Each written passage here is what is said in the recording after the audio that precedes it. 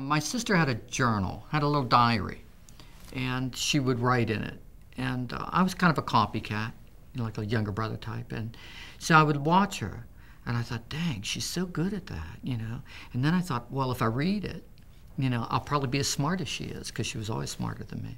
And so then I did read. I read her diary. It was a terrible, unethical thing to do, but I was compelled. And so I read it, and it wasn't terribly interesting to me. I mean, I'm not trying to run my sister down, but it seemed to me that she was missing all the richness of life. Here we were moving from Western Pennsylvania to Cape Hatteras to Barbados to St. Lucia, you know, to Miami, you know, lots going on.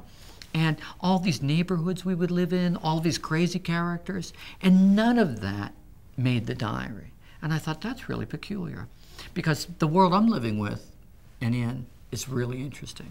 So I got a diary, and then I started like keeping notes, and then I started trying to set the diaries up in such a way that they would be, well, they would help me get started.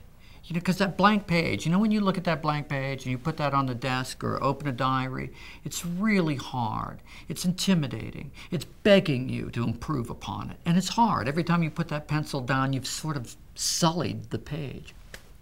So then I did this thing. First, I'm a reader. You know, I was a good reader. So I'd read Harriet the Spy.